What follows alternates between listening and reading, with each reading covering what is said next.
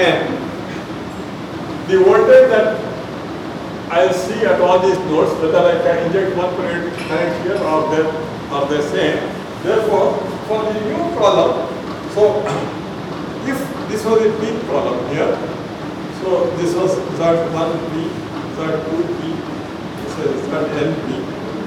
So I can straight away shift the column here. Because the voltage that I get, this is my definition of purpose. So voltage at all the nodes when I inject one current is the bus of this node, the columns of the corresponding to this. So the only difference would be this symmetrical, so the row also change. So the diagonal element here, so the voltage difference between this and the voltage here would be this voltage plus the new 1 into ZPQ. So the diagonal element here corresponding to be ZPP plus ZPQ. Whatever was the diagonal element here, ZPP plus the additive. That means the idea is very simple. Or the method is very simple. When you have a partial element network and when you get a new element, so if we shift that column to the next position, shift this row to the next position, that means it will have size n. So the new diagonal element is the original diagonal element plus the impedance of the new one. Basically, it's very, very easy.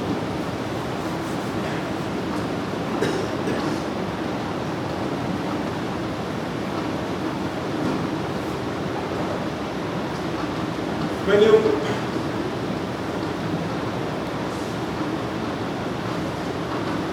introduce a new link, it's slightly, the derivation is slightly more complicated.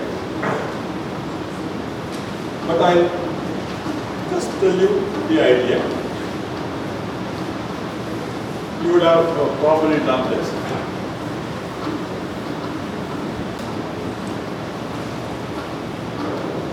ZBus is also a fairly efficient method for load flow calculation. Actually, I teach both. The problem there is the problem of handling PV buses.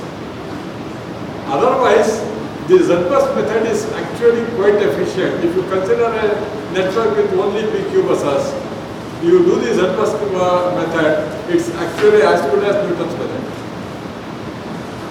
The only difficulty is, if you want to use the ZBus method, you need the Q value at PV buses. That you have to estimate, and that kills the method. So I don't want to make that. I don't make that generalized statement. As a matter of fact, see, there is a, I don't know if you, there is a method that I actually propose for radial systems, radial power flow, which actually is a forward-backward swing. In one pass you accumulate all the currents, in the reverse pass you find all the voltages. Actually you can show that one-to-one identical to ZBus method. And it's extremely efficient for the radial. That paper, at least in the general form, it's not published. An extension is published by someone else. The original paper is somewhere in a conference. For some reason, yeah, everyone uses that method, the forward sweep, backward sweep method, which was originally proposed in '86 by me. But that original paper is not available in any journals, but it's available in some conferences. But that method, which is used for radial systems when there are no loops, is mathematically identical to a ZBus method. So I do not want to say that what really happens is, because of the way the parameters are defined, the load information, Q value is given, but you will not be able to find complex currents. And the voltage magnitude to be maintained at PV buses, some of the things make the Y-bus formulation advantageous. So numerical is almost actually is as good as Newton's method. ZBus method, for only, if you consider a network, you can try it out. Consider networks with no PV buses, only PQ buses, and try the ZBus method. And don't try explicit the ZBus into II. You use the factored Y-bus. then the calculation wise also it will be same as Newton's method. You use the factors of y. You don't have to keep z bus as a z bus and make a multiplication. If you use factored form of the z bus, here du factor of y bus, it will be as good.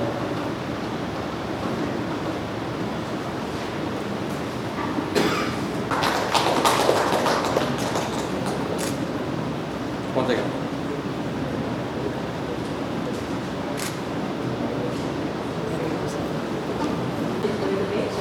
Please interact with professor and the man of knowledge and wisdom. Please take this experience so that it will be very useful. Thank you everybody here. So I am very happy to see you all of you, the faculty members of various institutions attending this program. My presentation will be like this. First I start with the basic concept of electrical engineering. So a few minutes, 5 to 10 minutes. And please be interact with me because there are faculty members. When you are going to teach the concept to the students, they should realize what you are going to present. First, the understanding, the language communication, they should first understand, then realize what is the realizing, they have to, in their mind, they have to try to imagine and whatever you are saying that has to be realized physically, then in learning within the laboratory. So, understanding, realizing, learning, these three should be in cyclic, then it leads to creativity. Right. So, based on this concept, but here this actually we are going to first talk about the power and the energy, and all of you already know about what is power, what is energy. How to explain to a lab person or any person, to say even first year student and they are entering to electrical engineering, how to make them to understand or physically realize. Any one of you, please, within a few minutes, because when I am asking question, you please give the answer within 1 or 2 minutes, then I will check further. Please, how you meant to differentiate power and energy, how to introduce this concept and make the student to realize. Definition, I think everybody can say. Capacity of doing work, they can say immediately. Then how you are make the students to really understand. Because this particular program, power system analysis. First we will talk about power, then basic concepts, what you have in your mind. But of course everybody knows that power is the capacity of doing work. But how to make them to realize? See, everything is based on the practical concept of the written. So when you are going to deliver a lecture, definitely the students should be motivated. The classroom lecture should be motivated to talk. Like bookish presentation or paper presentation is not useful for the students.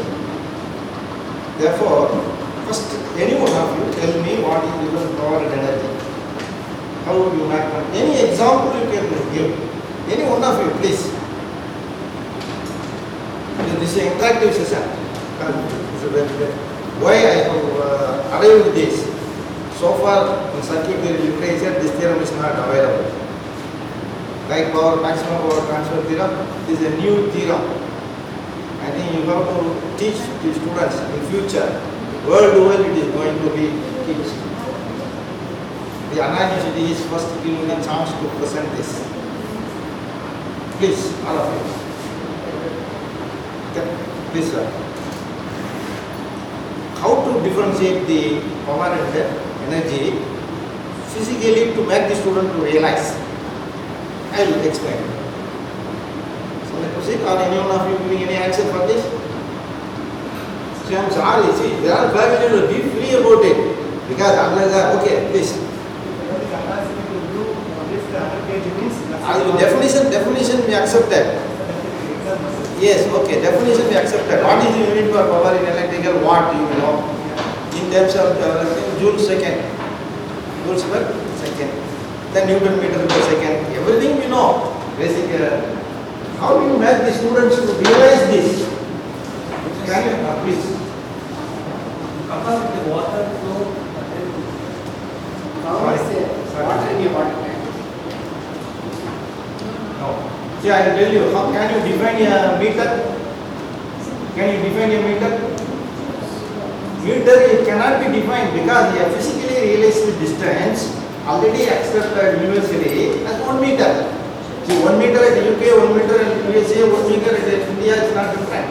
Similarly, what is the basic unit for the power? See, everything is from practical. Please display the second slide.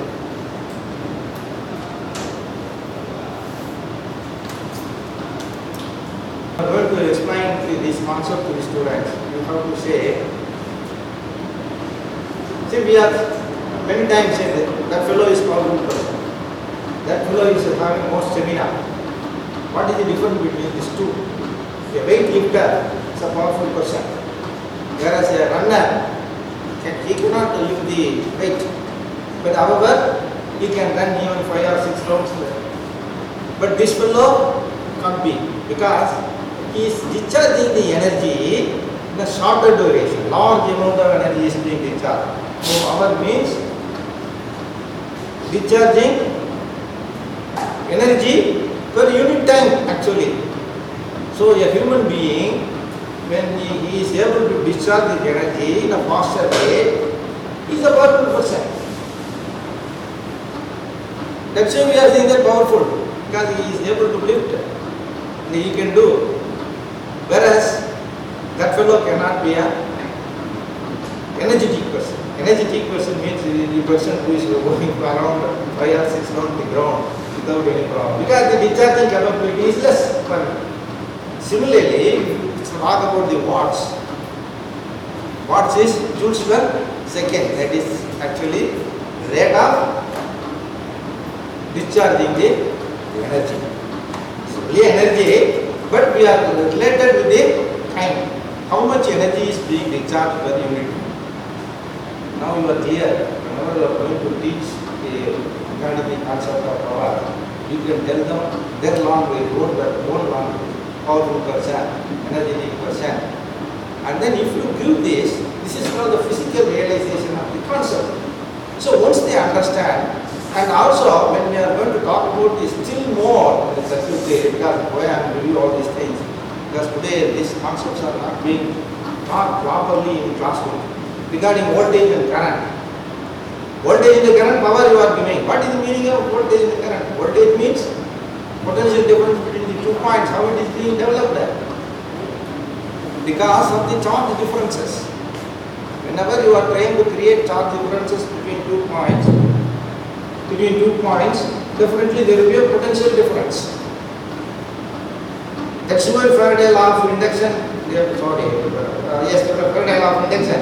When you are revolving a conductor in a magnetic field, because of the magnetic field, charges in the conductor is shifted towards one side. Therefore, you are getting a voltage in the conductor. Ordinary conductor cannot have potential difference. So, whenever there is a charge difference, the potential. So, amount of work done shifting the charge from one point to another point is actually we are saying that voltage dW by dQ. Similarly, current is dQ by dt. V into I, data work done, therefore power. So, if you are able to present this like this, then they can easily understand and they will think about how we will generate electricity, whether voltage is first being developed or the charge loop is moving from one point to another point, that is being done. That depends upon the circumstances. Here I like to point out some of the which is happening first. There is a song also in Tamil. Which is happening first? Flag is there, air is coming. Whether air is first coming, flag is coming. See, you know about this song. So which is happening first? That depends upon the circumstances or situations. Suppose you are standing here, air flag is here, air is coming from that side. Then you say once air comes, the flag indicates. Suppose you are here, flag is here, air is coming, you will first realize air is coming, then flag. So it depends upon the circumstances. Like that, the voltage development and the current flow depends upon the phenomena. There are so many processes we can generate electricity. Nobody else in the electricity. All experimental results only, established results will give some concept, universally accepted. And likewise, here you see that this is very important. 75 kg of weight being shifted within 1 second or 1 meter. How much of energy is spent is called horsepower. This is basic concept. Then later only they developed joules per second. What is the relation between 1 watt and joules per second? 1 joule per second only. 1 watt equal to 1 joules per second. Then you can say 1 HP equal to 735.20 horsepower. These are all very important. So I think now you are clear. But energy is plenty in this space. Right? Energy is plenty. That's why Vikram Sarabhai says that space is the secret of energy. But we have to find a method to take that energy, convert into the power. Machinery or any phenomena. The energy has to be converted into electrical power. Now power demand, we are saying that power demand. When we are saying power demand? Say 100 megawatt generator will not load above it. Even though energy is there, fuel input is sufficient. Even for 200 megawatt generation, fuel is there. That energy, fuel energy is available. But why not you cannot generate more than 100 megawatt? Because the machine capacity is only 100 megawatt. That means the rate of discharge of energy per second is that much only. So if you are trying to take more, it's not possible. That will damage the machine. That's why there is a limitation. That's why what is the problem? Next, current increases and the speed reduces, all the problem, frequency problem.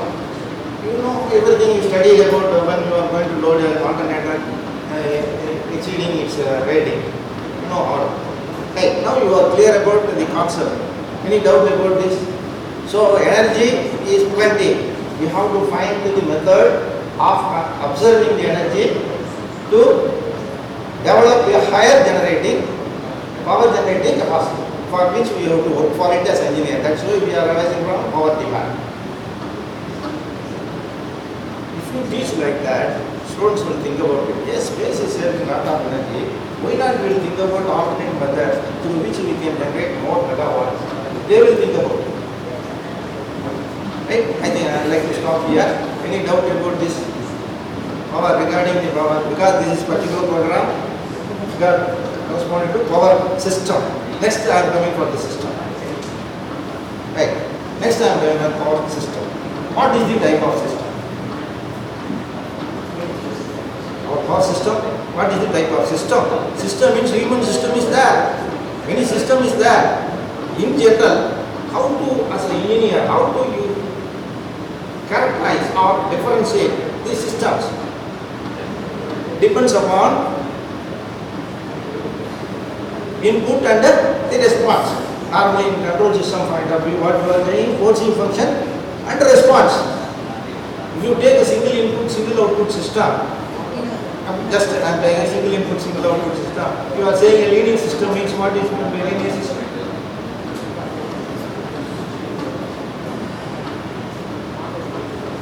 And I think I am not interested in proper, I think like to waste my time because many information I want to give. That's why I am going to write the board to take more time. Linear relationship. Input is having a relationship with the output. Input is independent variable. Output depending upon the input. Output is also depending upon the input and as well as the system parameters. So, when output is linear with the input variation or any one of the characteristics of the input is related with the output, then that's a linear system. Please note this point. That is why we are saying the inductor is a linear device. Up to saturation. Once saturated is not a linear system. We write that L into dIdt is the voltage. Therefore, you are relating with the inductor value with the rate of change of current. Input is current flowing through the inductor. Am I correct? Therefore, the system is only inductor. Simple system, simple inductor I understand. So any system can be modeled.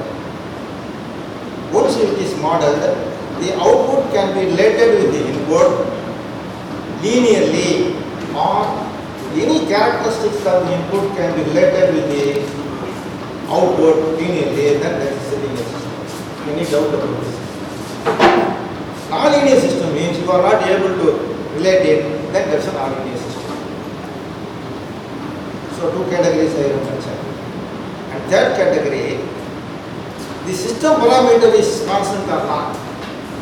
It is not constant. Morning 10 o'clock, one parameter. After 10 o'clock, there is some variation in the system parameter. Definitely, even though relation is non-linear, even though relation is linear, time varying system. So linear time varying system and linear non-linear time varying system. So under four categories only we can classify this system. So as a engineer, what we have to do? We have to select the proper technique. See, all these mathematical techniques, all your computer packages, all your physics knowledge, all your scientific knowledge helps you to first try to realize what is happening in your class. Problem first you study which category it is falling. The system is linear, time varying, or non-linear, time varying. Like that you have to first try to understand it, then you have a problem. So human system is highly non-linear system and as well as time varying. Time varying, multiple input, multiple output system. Similarly, if you want to come now, can you say what is the type of system, power system? Non-linear or time varying system? Non-linear is not time varying system. Unless you are not going to change the network parameters, that's the same. Because any power system network you can take or any network, it is already modeled there.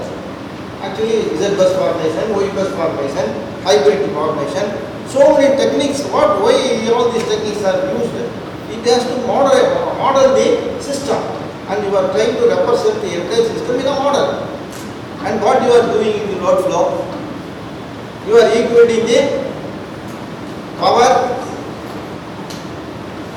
That's all. You are getting a power balance. Am I correct? P minus JQ by V conjugate equal to all the generated source equal to Y parameter you can use. Or is the Y parameter is much easier. What you are doing? Y11 into I1 plus.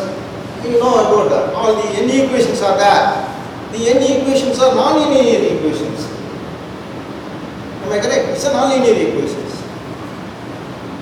So if these non-linear equations, how to solve it? Either neutron offset technique, or there are so many techniques available. One thing I will tell you, when you are going to solve this non-linear equation, you will get a singular matrix for any equation at a particular operating point. If you do a disturbance, you are trying to evaluate the Jacobian matrix, it is singular matrix.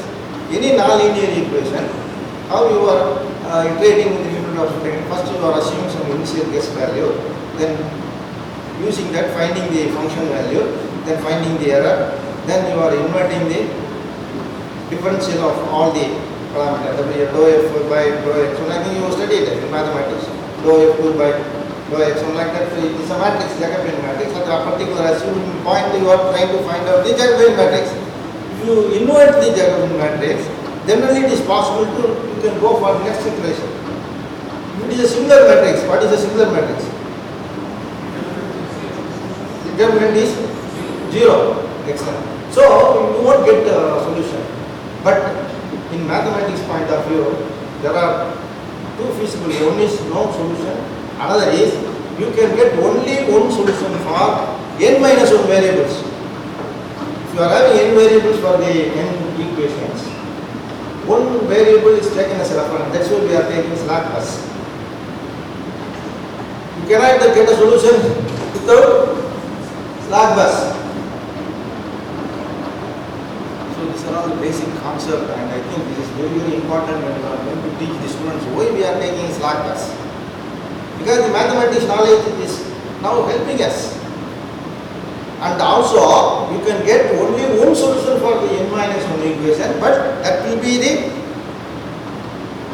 not possible means, that will not be possible means there is no solution for the system. That means you are going to solve the n equations of power system equations in the load flow. You are not get the solution means after reducing to n minus 1, you cannot get the solution means what it means then this diagram is singular matrix and no possibility. Suppose if only one solution exists means there are infinite number of solutions for n equations because you are taken one variable as a reference. So you are finding, you say x1 is the input, and then normally rod triangle you say delta 1 is the reference. Then you are defining u2 is delta 2 minus delta 1. Then u3 delta 3 minus delta 1. Like that you can define. That means with respect to reference you are trying to shift your equation to n minus 1 and you are not able to get the single solution. That means the system is unstable. But if you get the solution, that should be only one solution. But you can get many numbers because you can take x2 any value, x2, x3, x4 any value, that will give x1 value you can take any value. So that will means infinite number of solutions are possible. That's why any system can be operated with many operating points. Infinite number of solutions are possible. Feasible solutions are possible when n minus 1 equations converged. So if we have this, those who are doing research also, it's very important. But later, why we are going for another aspect later? Any doubt about these things? Right. Because power system analysis, you are telling load flow, then the power system control, so many subjects you are there. We are doing certain approximations also. Right. This important concept for all linear equations in the load flow. And we are taking many approximations and then we are solving. That is different. But if you try to really exhibit the truthness, whatever solution you arrive, whether it is physically being established or not, then only it is feasible, unless it is not feasible. See, already I told you earlier, before that I will talk about it. Yes, conventional engineering, people are doing modeling. Modeling means system can be modeled and represented by in the control system and transfer function. This is a model for a system. Right? You are modeling it. Then with modeling you are performing analysis and trying to find the performance of the system. Am I correct? It's a conventional method. But later, people what they are doing about it, digitized quantities are coming, they are taking real-time data. What they are doing, they are not bothering about the system model, just giving input, taking output, samples. Each input what we are getting from the system output. So, they can take more number of samples, they are going for numerical data. They are using numerical data trying to apply all your technique, neural network, fuzzy logic and whatever technique later come. But all these things are based on the discrete data only. We are not interested to go for the system model. But now people what they are doing, they are using the model, they are finding the data and then they are proceeding. But that is not the proper procedure. When you are going to apply this fuzzy logic, because structured database, fuzzy logic, neural network unstructured. Supervised learning is there, unsupervised learning is there. So discrete data. So you have to actually system output for each input. You are taking many samples. Using that samples only you can develop your neural network, whether it is a supervised learning or that depends upon the problem. So as far as power system is considered, we are using certain intelligences because in the power system the constraints are more. Constraints based on reality. Therefore, all these things are put together. We have to find the solution that's called optimal load flow. I think you have done already optimal load flow. So these are the procedures which we are following. But recently, after deregulation environment, the problem is many private sectors are entering into the grid. So when they enter, Total power injected to the grid only no, they know.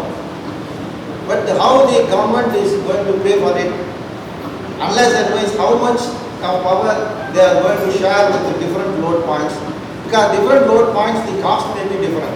So in such case, they should exactly find out what is the contribution of particular private sector is contributing to particular load, how it is sharing.